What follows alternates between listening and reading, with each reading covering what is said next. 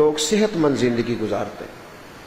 جن لوگوں کی سوچ مثبت ہوتی ہے ان لوگوں کے رشتے زیادہ ہوتے ہیں۔ جن لوگوں کی سوچ اچھی ہوتی ہے ان لوگوں کا پیار زیادہ لوگوں سے ہوتا ہے۔ یہ جو منفی سوچ ہے نا، اس نے کوئی آدمی اچھا رہنے نہیں دیا۔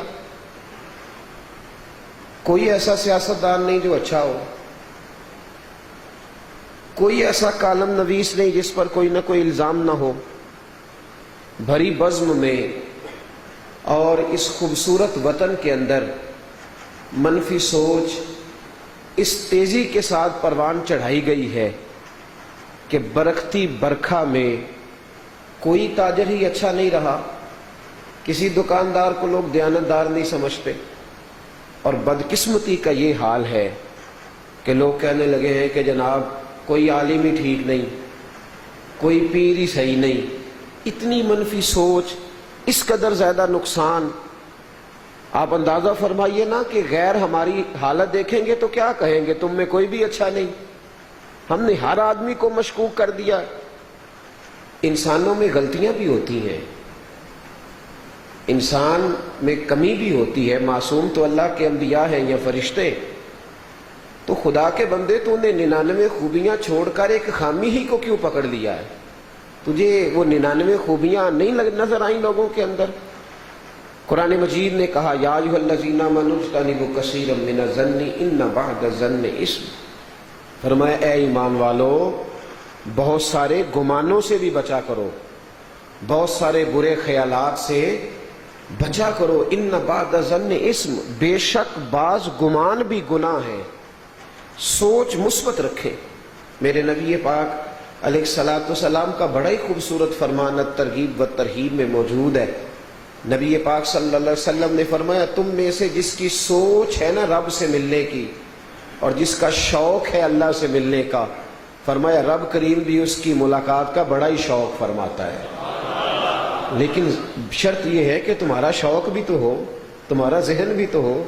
اور نبی پاک صلی اللہ تعالیٰ علیہ وسلم نے اسی حدیث کے اگلے لفظ یہ ہیں، فرمایا رب تمہارے گمان کے قریب رہتا ہے۔ اللہ تمہاری سوچ کے، جس طرح کی تم سوچ بناتے ہو رب بھی تمہارے ساتھ اسی طرح کا معاملہ فرماتا ہے۔ جس بندے کی سوچ بن جاتی ہے نا کہ میرا رب مجھے بڑا ہی عطا فرمائے گا، تو رب اسے بے حساب ہی عطا فرماتا ہے۔ دیکھیں نا صحیح بخاری میں حدیث ہے، نبی پاک صلی اللہ علیہ وسلم نے فرمایا انسان پیسے سے سخی نہیں ہوتا، دل کا سخی ہوتا ہے۔ مالا والے سخی نہیں ہوندے تے سخیاں کول مال نہیں ہوندا، ایتھے اوتھے دوویں جہانی سخی کنگال نہیں ہوندا۔ تو خدا کے بندو، سوچ اگر اچھی ہوگی، سوچ اگر صاف ستھری ہوگی، سوچ اگر مناسب ہو، نظریات اگر ٹھنڈے ہوں گے۔ حضرت انس بن مالک رضی اللہ تعالیٰ عنہ ارشاد فرماتے ہیں کہ ایک صحابی بیمار تھے، تو میں نبی پاک صلی اللہ علیہ وسلم کی خدمت میں حاضر تھا، تو محبوب نے فرمایا تیمارداری کرنے چلے؟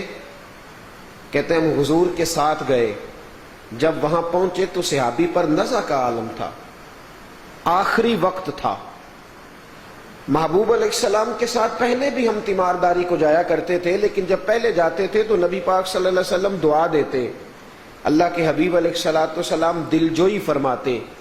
آج نبی پاک علیہ السلام نے عجیب اور منفرد سوال فرمایا۔ محبوب فرمانے لگے تو دنیا سے جا رہا ہے، بتا اس وقت تیری اپنے رب کے بارے میں سوچ کس طرح کی ہے؟ کچھ لوگوں نے شکوے کی پٹی باندھی ہوتی ہے نا روز، میں بڑا پریشان ہوں جی، مجھے کچھ نہیں ملا جی، ساری تکلیفیں میرے پاس ہی ہیں۔ شکوے کی پٹی باندھ کے گھومتے، جب بھی ان سے بات کرو وہ پریشان ہی نظر آتے۔ تو محبوب علیہ الصلوۃ والسلام نے فرمایا بتاؤ اس وقت تمہارا اپنے رب کے بارے میں کیا گمان ہے؟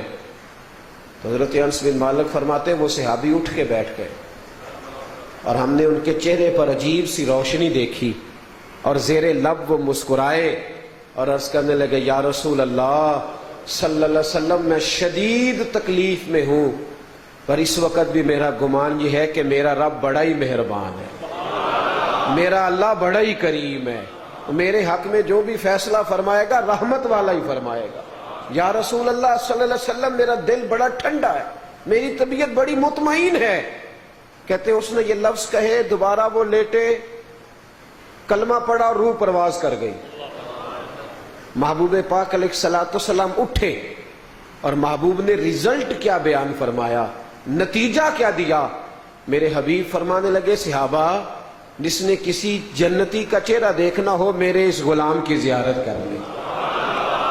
ضروری تو نہیں میرے بھائی کہ وہ جو دو لوگ کھڑے ہیں وہ میرے خلاف ہی بات کر رہے ہیں، ضروری ہے کوئی؟ ضروری ہے کہ میرے خلاف ہی بات کر رہے ہیں؟ انہیں کوئی اور کام نہیں؟ کوئی اور بات بھی تو ہو سکتی ہے نا، تو اپنے اوپر کیوں لیتا ہے؟ وہ خدا کے بندے ضروری تو نہیں کہ تیرے مخالفین جب بھی اکٹھے چائے پیئیں گے وہ تیرے خلاف ہی منصوبہ بنائیں گے، تو اپنے آپ کو اتنا اہم کیوں سمجھتا ہے؟ کیوں اتنا اہم سمجھتا ہے کہ ساری دنیا تیرے خلاف ہی میٹنگ کرتی ہے؟ کیوں تو اتنی انا کا شکار؟ دیکھیں نا، اماں روز بیٹے کے ساتھ تنہائی میں باتیں کرتی ہے، اسے سمجھاتی ہے، لیکن شادی کے بعد ایک دفعہ بھی اگر بیٹے کو کونے میں لے کے جاتی ہے تو بہو یہ کیوں سوچتی ہے کہ میرے خلاف ہی میٹنگ ہو رہی ہے؟ بھئی اس کا بیٹا ہے، وہ بات تو کرے گی، کوئی نہ کوئی بات اسے سنائے گی۔ بیوی روز اپنے خامند کے پاس ہوتی ہے، اس کے ساتھ اس کی گفتگو ہوتی ہے، تو اگر وہ اسے کبھی اٹھا کے لے گئی اماں کے سامنے سے کہ ذرا آئیے گا 2 منٹ بات کرنی ہے، تو اماں یہ کیوں سوچتی ہے کہ وہ میرے ہی خلاف بات کر رہی ہے؟ خدا کے بندو، اس منفی سوچ نے، آپ یقین کریں، اہل خیر، اہل حق، صوفیاء کے ماننے والے اکٹھے بیٹھے ہوتے ہیں، لیکن لگتا ہے کہ اکٹھے نہیں ہیں، لگتا ہے کہ پتہ نہیں کیا چہروں کے اندر اس طرح کی، مزاج کے اندر اس طرح کی تلخی نظر آتی ہے کہ جانے کیا بنے گا۔ ٹھنڈے رہیں، اچھی سوچ رکھیں، آپ اچھا سوچیں گے نا، دیکھیں نا، انسان اپنے آپ کے گمان کے مطابق ہوتا ہے۔ ضروری تو نہیں کہ آپ کسی شخص کے بارے میں برا سوچ رہے ہیں تو جیسا آپ کہہ رہے ہیں ویسا ہو بھی۔ تھوڑی دیر کے لیے توجہ کریں، مسلم شریف میں حدیث ہے، ایک صحابی نے عرض کی یا رسول اللہ صلی اللہ علیہ وسلم جھوٹا کون ہوتا ہے؟ تو میرے حبیب نے فرمایا جو سنی سنائی بات آگے بیان کر دے وہ جھوٹا ہوا کرتا ہے۔ اس نے تحقیق ہی نہیں کی، یہ پراپوگنڈے کا شکار ہو گیا۔ سوچ صاف ستھری، سوچ ٹھنڈی، میرے